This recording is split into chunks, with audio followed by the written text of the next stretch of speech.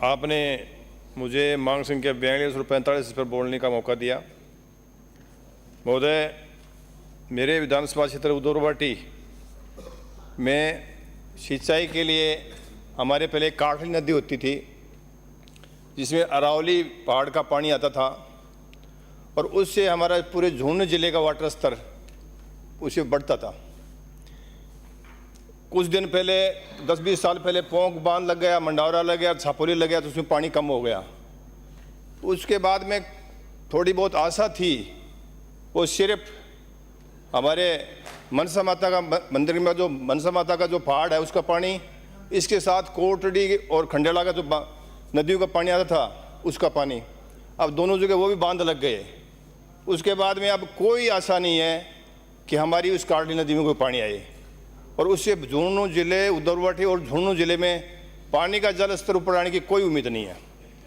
हमारा आधा क्षेत्र उदौरवाटी का पहाड़ी बेल्ट पड़ता है, आधा मैदानी क्षेत्र है, तो लगभग पहाड़ी बेल्ट तो पूरा ड्राई हो गया, कोई पानी नीचे नहीं है, पीने के लिए भी पानी नहीं है, ये खेती करना तो दूर की बात है। इसके अलावा जो मैदानी क्षेत्र है उसमें इस नलों का पानी जाता था, नदी का पानी आता था, काटली नदी का, वो काटली नदी को खोद के बजली जगह उसको बर्बाद कर दिया गया।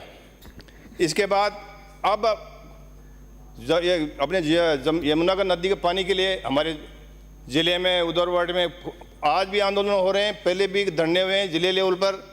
हमारे वहाँ के श्री राम जी हैं, हमारे विद्याधर जी ओड़खा जी, इनके नेतृत्व में बहुत धरने दिए जा रहे हैं। तो कहने का मतलब मेरा ये है कि अगर बाहर का पानी नहीं आता है तो उदौरवाटी सहित पूरे ज़िले में पानी नहीं रहेगा। मैदानी क्षेत्र के 5-10 गाँव में पानी है, बाकी ख़त्म हो गया है, नीचे कुछ भी नहीं है। तो मेरा यही निवेदन है कि बाहर का पानी आना चाहिए, और बाहर का पानी नहीं आएगा तो वहाँ सिंचाई तो दूर की बात है, पीने का पानी भी नहीं रहेगा। इसके अलावा फॉरेस्ट की बात करूँ, मेरे 41 पंचायतों में से 20-25 पंचायतें दोनों नगर पालिकाएँ पहाड़ी बेल्ट में रहती हैं। हमारे लोग पहाड़ियों के सहारे बसना बहुत पसंद करते थे, क्योंकि वहाँ बहुत पानी होता था, झरने चलते थे और बड़ी संख्या में पालतू पशु पालते थे, और वो पहाड़ी की तराई में हमारे लगभग 20 पंचायतें ऐसे हैं जो पहाड़ी की तराई में बसी हुई हैं। मैं आपके माध्यम से सभापति महोदय, मंत्री महोदय का ध्यान दिलाना चाहता हूँ कि उस पहाड़ी में हमारे गांव कोई 200 साल पुराना है, कोई 100 साल पुराना है, और वो बसे हुए हैं। तो कई तो 40-50 साल पे तो शायद सरपंच या जो होते थे उनको पट्टे दे दिया करते थे। अब जाकर के लोगों को पट्टे जारी नहीं हो रहे हैं कि वो फॉरेस्ट में आ गए, वो उनको पता नहीं था उस फॉरेस्ट में। तो मेरा निवेदन है कि जो वो गांव जो 100 साल पुराने बचे हुए हैं, जो आबादी 50 साल पुरानी बची हुई है, तो उन लोगों को जो गांव में है उनको पट्टे जारी किए जाएं। और जो मैदानी क्षेत्र है वो लोग पहाड़ थे नहीं, तो वो लोग अपने जो ज़मीन पड़ी हुई थी, जोड़ की थी या चारागाह थी, तो उसमें बस के गांव बचे हुए हैं, वो भी बहुत पुराने बचे हुए हैं। तो मेरा निवेदन है कि पुरानी आबादी को देख करके उसमें पट्टे जारी किए जाएं। अब हालात ये हो गए कि अब पानी सूख गया, पहाड़ों में बस गए, और पशुओं के लिए पानी नहीं है। अब 12 महीने दोपहर से वहाँ पे ये कि हमारे वो आ गया अपने कंजर्वेशन अभ्यारण्य खुल गया। बहुत खुश हुए हैं कि भाई बहुत शानदार होटलें खुलेंगे, पता नहीं रोजगार मिलेगा और बहुत बड़े हमारे विकास होगा गांव का। अब हमारे साथ जो अन्याय हुआ वो बयां करना चाहता हूं। होता क्या है कि उस जंगल में पैंथर ला के छोड़ दिए जाते हैं। वो पैंथर, हम पशु पालते थे, उसमें जाते थे, पहले तो हमारी बकरियों को उनको खाने लग गए, उनको हमने खा गए तो उनको कुछ को बेचा, कुछ को हमको घर पे बांधी, तो घर पे भी नहीं छोड़ा, घर पे खाने लग गए। हालात ये हो गए कि वहाँ बहुत सारे बंदरों के झुंड रहते थे, मोर रहते थे, और पालतू ये अपने जंगली सूर रहते थे। और अब जब वो खाने लग गए उनको, तो वो सारे वो मोर नीचे आ गए हमारे किसानों के खेतों में, फिर वो बंदर भी आ गए, वो भी हमारी फसल को बर्बाद करने लगे। इसके बाद में वो बच्चे के सूर भी आ गए, वो भी फसल को बर्बाद करने लग गए। हमारे पालतू जानवरों को खा गया, पशुओं को खा गया, ऊपर से जंगली जानवर वो सारे नीचे आ गए और किसानों को खेत बर्बाद करने लग गए। अब हम जाएं कहाँ? अब हालात इतने गंभीर हैं कि हम कहाँ जाएं?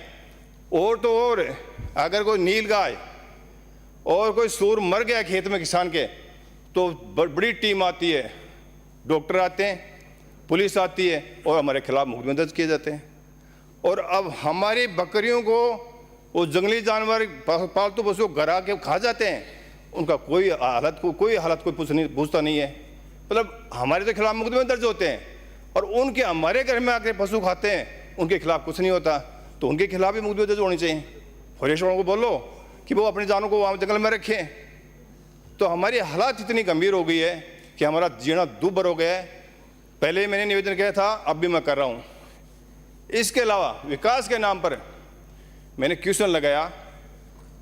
मैंने कहा भाई ये आप सभापति महोदय, मैंने कहा भाई ये जो पेंथर छोड़े हैं उसके लिए क्या किया सरकार ने? तो उन्होंने इतनी लंबी सड़क बने दीवार बनाई है, कोई जगह नहीं बता रहे हैं। और इतनी जगह में हमने पेड़ लगाए हैं, जगह नहीं बता रहे हैं। और मैं ये भी कहना चाह रहा हूँ कि आपके अधिकारी या अपने अधिकारी जवाब सही नहीं दे रहे हैं, वो सही जवाब देने के लिए पाबंद करो, गलत देता है उसके खिलाफ कार्रवाई करो। तो हालात इतने बहुत, क्योंकि वो उधरवाटी की इतनी दशा खराब हो गई है जिसकी मैं कल्पना नहीं कर सकता हूँ। साथ ही किसान, हमारे छोटी छोटी पहाड़ियाँ हैं गाँव में, किसान के खेत में भी पत्थर हैं और वो पत्थर निकाल के किसान अपने काम में लेता है, उसके खिलाफ मुकदमे दर्ज हो रहे हैं। और छोटे छोटे उनके जो आवास है वो अंदर जंगल पहाड़ी बेल्ट में आते हैं, तो उनके रास्ते बंद कर दिए जाते हैं। तो हमारे 15-15 साल के बच्चों के मुकदमे लगे। और इसके साथ में मैं आपको कहना चाह रहा हूँ कि हमारे पहाड़ों में जैसे मनसा माता बहुत बड़ा मंदिर है, माड़ का मंदिर है, हमारे कदम कुंड छापोली में, तो वहाँ हम जो काम करते हैं वहाँ जैसे कोई छोटी मोटी रोड बनाते हैं तो वो नहीं बनने देते हैं। अच्छी हकीकत ही है, आपके फॉरेस्ट के अधिकारियों के पेटे जंगल, वो जंगल सुरक्षित नहीं है। हमारे लोगों की आस्था है कि हम जो मंदिर होता है तो हमारे लोग वहाँ पेड़ नहीं काटते हैं, हमारे लोग उनकी रक्षा करते हैं। और उल्टा आप जब हम काम करते हैं वहाँ, कोई सड़क करते हैं, कोई कुछ करते हैं, तो जैसे छापोली में सरपंच अपने कदमकुंड पे रोड बना रहा था, नहीं बनाने दी। हमारे सामाजिक कार्यकर्ता हैं, हमारे मीणा जी, कन्हैयालाल जी मीणा, वो एक टंकी बना रहे थे, उसमें जंगली जानवर भी पानी पीते हैं, लोग भी पानी पीते हैं, उसको नहीं बनाने दी। तो मेरे कहने मतलब है, जब हमारे उस पहाड़ में जितने भी मंदिर हैं, भौरू जी के हैं, माता जी के हैं, और माड़ का मंदिर है पोंख में, तो उन मंदिर में जो कोई काम करता है उसको काम नहीं करने देते हैं। तो इतनी हालात इतनी ख़राब है। इसी प्रकार से हमारी मंडारा से लेकर के खोद तक 15 किलोमीटर रोड है, 2021 में 24 करोड़ रुपए पास हुए, अभी तक वो डाइजोर नहीं, मतलब उसको भूमि पर रूपांतरण नहीं हुआ, तो वो पैसे खराब पड़े हमारे। तो और उससे फॉरेस्ट का ज़्यादा विकास होगा। श्री अर्जुन लाल जिंगर, इसलिए मैं निवेदन करता हूं कि हमारे ये इनके लिए जरूरी कदम उठाएं जिससे हमारा विकास हो सके। धन्यवाद। माननीय सभापति महोदय।